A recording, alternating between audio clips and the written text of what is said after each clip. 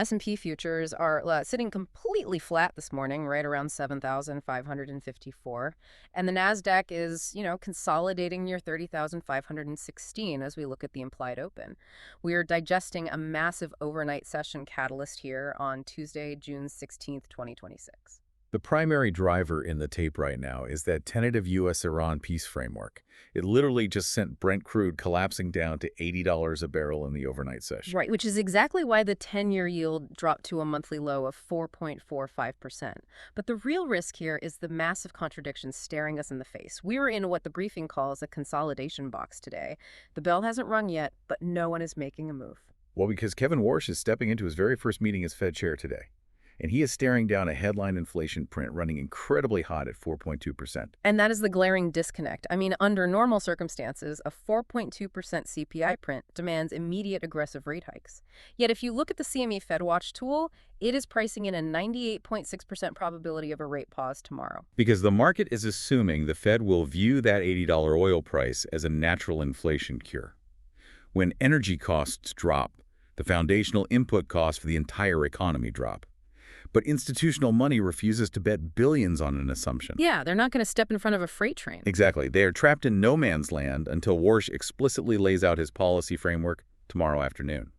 So that leaves you entirely reliant on technical inflection points if you're trading today's session. You mentioned the 7,554 level on the S&P. The absolute line in the sand for the bulls sits at 7,611. And if they fail to break 7,611, the bear support is dangerously close at 7,533. Right, and if that 7,533 level gives way, control shifts entirely to the bears. You lose that floor, and the trapdoor opens. We would see a rapid cascade of selling, just algorithmic stop-loss hunting to fill the gap left from Friday. Which is why the institutional playbook for today is strictly to keep your powder dry. Do not chase trades in the middle of this consolidation range. But retail traders are completely ignoring that advice.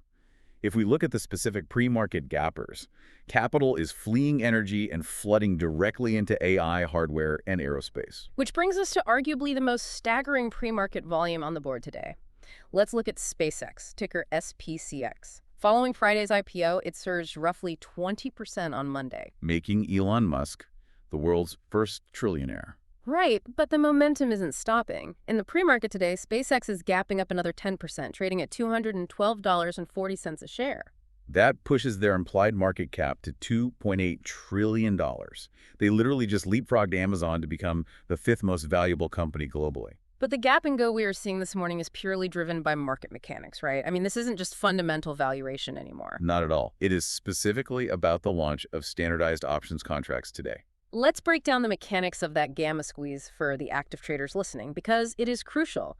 You've got retail traders flooding the tape with call options, placing heavily leveraged bets on SpaceX. And the market makers selling those calls are forced to delta hedge. As the pre-market volume surges, those market makers are caught short gamma. They have to buy the underlying stock in the open market just to cover their massive risk exposure. Which creates a violent feedback loop. The market makers buying the stock drives the share price up, making the options more valuable, forcing them to buy even more stock.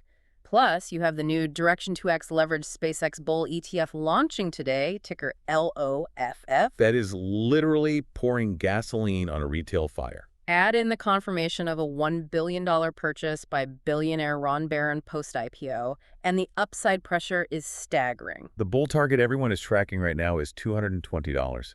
If that gamma squeeze fully materializes at the open, it could blow right past that. But the bear level sits at $195. Right, and you have to respect that $195 level.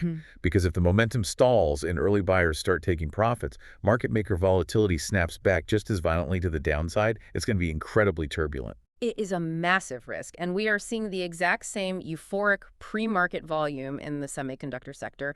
Micron, ticker MU, hit an all-time high of $11,121 this morning. Alethea Capital just issued a price target upgrade for Micron to $1,600. Their foundational thesis is that memory chips will capture 70% of all AI hardware value by 2027. Which makes sense fundamentally because Micron is completely sold out of their high bandwidth memory supply for the entirety of 2026. Right. You can have all the AI processors in the world, but if you don't have the HBM to feed them data, they are useless. But the real risk here, and this is what you have to watch, is the insider selling data from the SEC filings. Yeah, the briefing highlights $92.5 million in recent insider selling at Micron. I have to play devil's advocate here. If the fundamentals are so bulletproof, why are the insiders cashing out? Are retail investors just catching a hot potato? The technical indicators suggest exactly that. Micron's relative strength index is signaling the stock is severely overbought. You have to draw a hard line between the undeniable long-term fundamental demand for AI infrastructure and the short-term technical exhaustion of a specific equity. And speaking of AI infrastructure pivots, Qualcomm, ticker QCOM, is up 4% to roughly $229 in the pre-market. Driven by their pivot to what the CEO calls agent-first hardware, smart glasses, AI earbuds. Plus the rumors of a $10 billion AI chip deal with Tenstorrent. It's just a perfect storm of capital finding the most aggressive growth vector. But all this mega-cap tech euphoria is completely masking the rot underneath the surface of the broader economy. To see the contrast, you just have to look at Dave & Buster's, ticker TALE. Oh man, down 15% in the pre-market to $10.50. They posted a brutal Q1 earnings miss last night, with earnings per share collapsing to just 16 cents. It perfectly illustrates the macro divide. On one hand, you have hypergrowth, trillion-dollar valuations being minted overnight in AI and aerospace. On the other hand, you have a consumer retail sector that is literally fighting for pennies because everyday people are tapped out. Which means the foundation of this broader market rally is incredibly fragile. Which brings us back to the macro overlay. We mentioned the 10-year yield dropping to 4.45%, acting as a tailwind for tech. Because of the discount rate, exactly. But the U.S. dollar index, the DXY, is clinging to a multi-week high near 99.70 ahead of the Fed decision. And a strong dollar at 99.70 is a massive headwind for multinational tech earnings.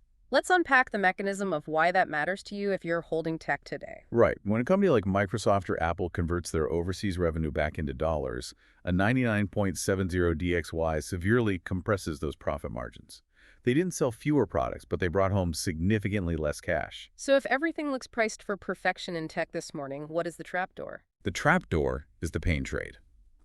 In institutional terms, the pain trade is the market scenario that inflicts the maximum amount of financial agony on the most crowded consensus positioning. And right now, the consensus positioning is obvious. Retail traders are entirely crowded into mega-cap AI. They are loaded up on leveraged options like the SpaceX contracts today, and they are buying long-duration bond ETFs like TLT, betting that yields keep falling. They are assuming Kevin Warsh delivers a dovish rate pause tomorrow. But imagine the mechanics if he steps up to the mic and delivers a hawkish surprise. If he looks at that 4.2% headline print and leaves rate hikes on the table. If he does that, the 10-year yield suddenly reverses course and spikes back above 4.5%. And gravity takes over violently. High multiple tech names would contract instantly. All of those short-dated call options that retail traders are buying on SpaceX or Micron this morning would expire worthless, leaving retail traders completely wiped out. But the massive institutional funds have an escape hatch, right? They do. We would see a forced, violent sector rotation. Institutional capital would immediately abandon long-duration growth and tech.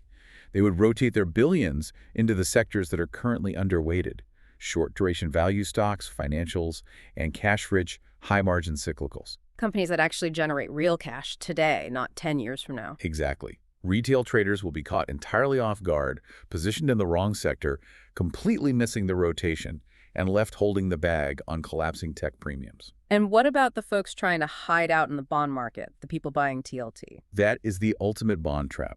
Bond prices move inversely to yields. If yields spike because the Fed stays hawkish, the price of those underlying bonds plummets, triggering immediate capital losses that the exact funds retail is treating as a safe haven. So the objective today is survival. Despite all the euphoric green numbers flashing on the pre-market screens for SpaceX and Micron, you need to keep your powder dry. Watch the 10-year yield at 4.45% and watch the DXY at 99.70. Because if that 10-year crosses back above the 4.50% threshold, the mathematical relief rally we are seeing in tech will begin to evaporate. Let's recap the core mission of today's deep dive for everyone tracking the tape. The broader markets are catching their breath this morning in a tight, precarious holding pattern. We had a historic Monday fueled by a tentative Middle East peace framework. Megacap tech and aerospace are experiencing absolute euphoria, with SpaceX crossing a staggering $2.8 trillion implied valuation as retail options flood the market today. But underneath that shiny surface, we have a newly seated Fed chair staring down 4.2% inflation. If the 10-year yield spikes back over 4.50%, it triggers a brutal pain trade that violently crushes retail traders who are over-leveraged in tech and long-duration It bonds. is a market environment that demands ultimate discipline, not emotion. And I want to leave you with a final lingering question to mull over as you watch the bell ring today. Yeah, let's hear it. We have established that this entire tech supercycle right now is heavily predicated on the tentative U.S. Iran peace framework driving oil prices down, which eases yields. But remember, what is fundamentally driving the tech sector? Artificial intelligence. Right. And training and running AI models requires an unfathomable amount of raw energy.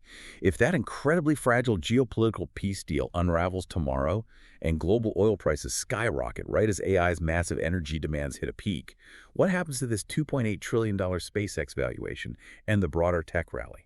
That is the exact kind of underlying macro collision that reshapes the financial landscape overnight. Thank you for joining us for this deep dive into the pre-market data. Stay curious, respect the critical thresholds, and navigate the markets safely today.